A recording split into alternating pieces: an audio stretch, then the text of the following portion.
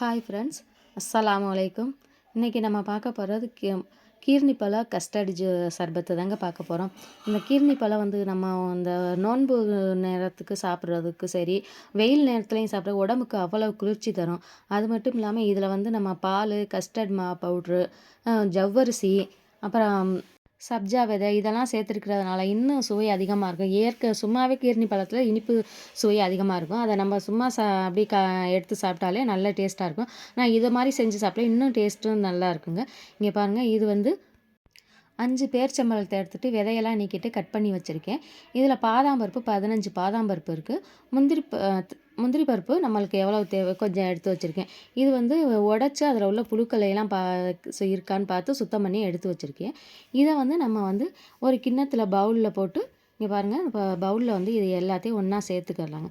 ஒன்றா சேர்த்துட்டு இதில் கொஞ்சம் நம்ம பால் ஊற்றி அப்படி ஒரு அரை மணி நேரம் அதை அப்படியே ஊற வச்சுருவோம். ஏன்னா இது நம்ம வந்து இதை மிக்சியில் போட்டு அடிக்க போகிறோம். நான் வந்து பாதாம் பருப்பு வந்து தோலெல்லாம் உரிக்கலைங்க, நான் அப்படியே தான் போட்டு விட்டேன். எல்லாத்தையும் பாலை கலந்து இது எல்லாத்தையும் ஊற வச்சுக்கலாம். ஊற வச்சுட்டு இது எப்படி ஊறிட்டு இருக்கட்டும். இதுக்கு அடுத்து நம்ம என்ன பண்ணணுங்கிறத இப்போ பார்ப்போம். ஒரு பால் பாத்திரத்தை வந்து அடுப்பில் வச்சுட்டு அந்த பாத்திரத்தில் கொஞ்சமாக 1/2 டம்ளர் தண்ணி ஊற்றணுங்க. ஏன்னா நம்ம பாக்கெட் பால் வந்து தண்ணி கலக்காமல் காய்ச்ச போகிறோம். இது 1/2 லிட்ரு பால் கலந்துட்டேன். இந்த பாத்திரத்தில் தண்ணி ஊற்றிட்டு நம்ம பால் ஊற்றினோம்னாக்கா அந்த அடியில் வந்து அடி பிடிக்காமல் இருக்கும். அதுக்காக தான் கொஞ்சமாக தண்ணி ஊற்றிட்டு அதுக்கப்புறம் பாத்திரத்தில் பால் கலந்து கொதிக்க வைக்கணும். கொதிச்சுட்ருக்கட்டும் அது பாட்டுக்கு. இப்போ வந்து இது நம்ம ஊற வச்சுருக்கோம்ல, இந்த நட்ஸ் எல்லாம் ஊறிடுச்சு. ஊறினதை நம்ம வந்து மிக்சியில் போட்டு நல்லா ரொம்ப பவுட்ரு மாட்டம் நெய்ஸாக பேஸ்ட்டு மட்டும் அரைக்கக்கூடாது. ஒரு 3/4 பதத்துக்கு குறண்டு அப்படி நம்ம அடித்து நம்ம அந்த ட்ரிங்க்ஸை சாப்பிடையில் வந்து அந்த நட்ஸ் எல்லாம் வந்து கொஞ்சம் பல்லில் கடிபடணுங்க. அப்படி கடிபட்டு அப்படி மென்று சாப்பிட்டா நல்லா டேஸ்ட்டாக இருக்கும். இங்கே பாருங்கள், நல்லா பால் கொதிச்சுட்ருக்கு. இந்த ஆடைகளையெல்லாம் நல்லா எடுத்து விட்டு இதை நல்லா கொதிக்க வச்சிடணும். கொதித்து நல்லா அந்த பொங்கி வரும்ல, அப்போங்க பொங்கி ஊற்ற விடாமல் நம்ம அப்படியே கரண்டியை வச்சு கிண்டி விட்டு நல்லா கொதிக்க விட்டணும். கொதித்து நல்லா வற்றி வரணும் இந்த பால். ஏன்னா நம்ம ஏற்கனவே தண்ணி ஊற்றாமல் தானே நம்ம வச்சுருக்கணும். தண்ணி ஊற்றாமல் வச்சுருக்கோம். நம்ம அந்த ஸ்பூனை போட்டு கிண்டி விடாமல் விட்டோம்னா இந்த சட்டியில் அடியில் பிடிச்சி போயிடும். அதுக்காக தான் நம்ம அடிக்கடி கிண்டிக்கிட்டே இருக்கணும். இப்போ வந்து நம்ம அந்த முந்திரி பருப்பு இதெல்லாம் அடித்து வச்சுருக்கோம்ல பேஸ்ட்டு, அதையும் இந்த பாலில் கலந்துக்கலாம். கலந்துட்டு இதையும் நல்லா வந்து கிண்டி விடணும். ஆனால் இதை போட்ட உடனே என்ன பண்ணும், வேகமாக ஸ்பீடாக பொங்கி வருங்க. அந்த பொங்கி வராமல் நம்ம நல்லா கிண்டி விடணும். ஏன்னா டக்குன்னு பொங்குச்சுனாக்கா அவ்வளவும் கீழே வேஸ்ட்டாக ஊற்றி போயிடும். பொங்கி வராமல் அனலை வந்து அடுப்பை சிம்மில் வச்சுட்டு கிண்டி விடணும். இதை வந்து பொங்கி விடக்கூடாதுங்க. பொங்கி விடாமல் நல்லா கலந்துருங்க. கலந்து இதுவும் நல்லா கொதிச்சுட்டே இருக்கட்டும். இப்போ இதுக்கப்புறம் வந்து பாருங்கள், நம்ம கண்டென்ஸ்ட் மில்க் எடுக்கிறோம்ல, அதை எடுத்து நல்லா ஒரு 2 ஸ்பூன் அல்லது 3 ஸ்பூன் நம்ம இனிப்புக்கு தகுந்தாப்பில் நம்ம விட்டுக்கலாம். ஏன்னா நம்ம பேரிச்சம்பழத்துலேயும் இனிப்பு இருக்குது, இப்போ கண்டென்ஸ் மில்க் விடுறோம் அதுலேயும் இனிப்பு இருக்கும். இந்த இனிப்பெல்லாம் வந்து செக் பண்ணிக்கணும். இது 2லேயுமே இனிப்பு இருக்கிறதுனால 2யுமே செக் பண்ணிப்போம். செக் பண்ணி பார்த்துட்டு இதுக்கு இனிப்பு போதுமானு செக் பண்ணி பத்தலைன்னா கொஞ்சோண்டு ஜீனி போட்டுக்கலாம். எனக்கு வந்து கொஞ்சம் பத்தாமல் வந்துச்சு. ஏன்னா இனிப்பு நிறைய எங்கள் வீட்டில் நல்லா இனிப்பு சாப்பிடுவாங்களா, அதனால் கொஞ்சம் இனிப்பு பத்தாமல் இருந்துச்சு. தேவைக்காக 2 ஸ்பூன் நான் எக்ஸ்ட்ரா ஜீனி சேர்த்துக்கிட்டேங்க.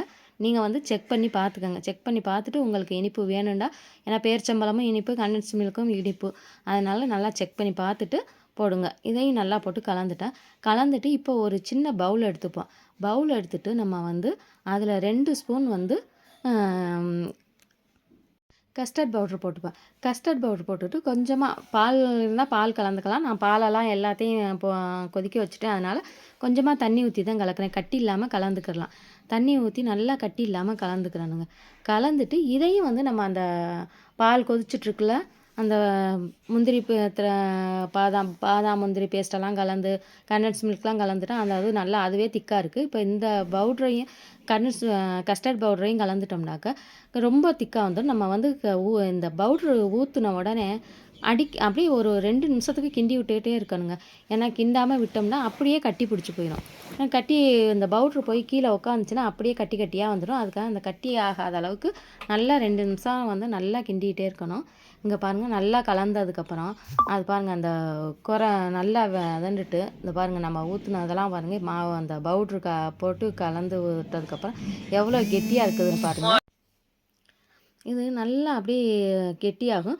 இன்னும் நம்ம எடுத்து ஆற வச்சு ஃப்ரிட்ஜில வச்சு எடுத்தோம்னா, இன்னும் நல்லா கெட்டியாகுங்க. ஆனா நான் இங்கே பாருங்களேன், எந்த அளவுக்கு திக்கா இருக்கு பார்த்தீங்களா? இது மாரி திக்கா வந்துருச்சு. இத அப்படியே நம்ம இறக்கி வேற ஒரு பவுலுக்கு மாத்தி, நல்லா கொஞ்சம் ஆற வச்சிரணும். இப்ப வந்து எடுத்து வச்சுருவோம். வேற ஒரு பவுல்லயும் மாத்தி வச்சுக்கிருவோம். மாத்தி வச்சுட்டு, இந்த பாருங்க. இந்த பவுல எடுத்து நான் வேற ஒரு பவுல்ல மாத்திட்டேன். மாத்திட்டு இத வந்து நல்லா ஆற வச்சிரணும். ஆற வச்சு இத வந்து அப்படியே ஒரு 2 மணி நேரத்துலேருந்து ஒரு 3 மணி நேரம் 2லேருந்து 3 மணி நேரம் வந்து ஃப்ரிட்ஜில வச்சா நல்லா ஜில்லுன்னு வந்துரும். நான் சூடா மட்டும் ஃப்ரீசர்ல வச்சிராதீங்க. யாரும் ஃப்ரீசர்ல வைக்காதீங்க. சூடாவும் வச்சிட வேணாம். நல்லா இத ஆற விட்டுறட்டும். ஆறுனதுக்கப்புறம் நம்ம வந்து எடுத்து ஃப்ரிட்ஜில வச்சு வைப்போம்.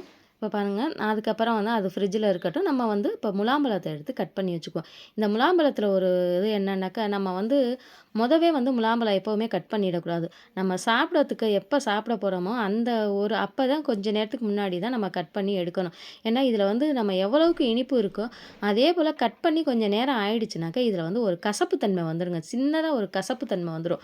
அதனால வந்து நம்ம எப்பவுமே முலாம்பழம் வந்து ஜூஸ் போட சாப்பிட்டாலும் ஜூஸ் போட கட் பண்ணாலும் சரி, சாப்பிடுறதுக்கு கட் பண்ணாலும் சரி, அந்த சாப்பிடுற டயத்துல தாங்க கட் பண்ணணும். யாரும் வந்து அதுக்கு முன்னாடியே கட் பண்ணி வச்சுறாதீங்க. இல்லாட்டி கசப்பு தன்மை வந்துரும். நான் வந்து இப்ப ஜூஸ் போட போறேன். அதனால இப்ப வந்து நோம்பு தொறக்கிற டைம் வந்துருச்சு. சர்வ் பண்ண போறேங்க அந்த கஸ்டர்டு மில்கெல்லாம். அதுக்காக தான் நான் இப்ப தான் கட் பண்ணி எல்லாத்தையும் எடுத்து அந்த பல்பெல்லாம் எடுத்து அ ஃப்ரி மிக்ஸியில போட்டு நல்லா மையா அடிச்சுருவோம். இப்ப பாருங்க மையா அடிச்சுட்டு வந்துட்டு இங்க பாருங்க நான் ஃப்ரிட்ஜில எடுத்து வச்சிருந்த கஸ்டர்ட் மில்க் வந்து நல்லா எவ்வளோ கெட்டியா இருக்கு பார்த்தீங்களா? நான் எடுக்கையில வந்து க கொஞ்சம் தண்ணியா இருந்துச்சு. இப்ப நல்லா இறுகுன உடனே நல்லா கெட்டியா வந்துருச்சு. இதில வந்து அந்த முலாம்பழத்த கலந்துப்போம். கலந்துட்டு இதெல்லாம் சூடா அப்படியே சப்ஜா விதையும் 2 ஸ்பூன் போட்டுட்டு, அந்த ஜில்லுன்னு அப்படியே எடுத்து சர்வ் பண்ணி சாப்பிடையில இப்ப கரண்ட் போயிடுச்சுங்க. இத வீடியோ எடுத்துட்டு இருக்கையில கரண்ட் போயிடுச்சு. இந்த செல்லுல உள்ள லைட் வச்சு தான் அத வச்சு தான் நான் இப்ப வந்து வீடியோ எடுத்துட்டுருக்கேன். இங்க பாருங்க நல்லா கலந்து, இது பாருங்க எந்த அளவுக்கு இருக்குதுன்னு. இந்த முலாம்பழம், நம்ம முந்திரி பருப்பு, பாதாம் பருப்பு, அப்புறம் வந்து இந்த பேரிச்சம்பழம் எல்லாம் கலந்து இத வச்சு சர்வ் பண்ணி நம்ம நோன்பு திறந்துட்டு அந்த ஜில்லுன்னு சாப்பிடையில அவ்வளோ ஒரு டேஸ்ட்டா இருக்குங்க. இதே போல நீங்களும் செஞ்சு சாப்பிட்டு பாருங்க. இதோடைய டேஸ்ட் எப்படி இருக்குங்கிறத கமெண்ட் பாக்ஸ்ல சொல்லுங்க. இது என்னுடைய வீடியோ இப்ப தான் முதல் முறையா பார்க்குறவங்களா இருந்தா, எனக்கு சப்ஸ்கிரைப் பண்ணுங்க, சப்போர்ட் பண்ணுங்க. அப்படியே உங்க நண்பர்களுக்கு, ஃபேமிலி அண்ட் ஃப்ரெண்ட்ஸ் எல்லாருக்கும் வந்து அதிகமா ஷே ஷேர் பண்ணுங்க. இங்க பாருங்க அழகுக்காக இதில கொஞ்சம் பிஸ்தா பருப்பும் மேல அப்படியே எடுத்து தூவி விட்டேங்க. தூவி விட்டு இத அப்படியே சர்வ் பண்ணா ஜில்லுன்னு உடம்புக்கு அவ்வளோ குளிர்ச்சி, அவ்வளோ நல்லா இருக்குங்க சாப்பிடறதுக்கும். டேஸ்ட்டும் சும்மா அவ்வளோ அல்டிமேட்டா இருக்குங்க. இதே போல இன்னொரு சூப்பரான வீடியோல உங்கள சந்திக்கிறேன். Bye friends. அஸ்ஸலாமு அலைக்கும்.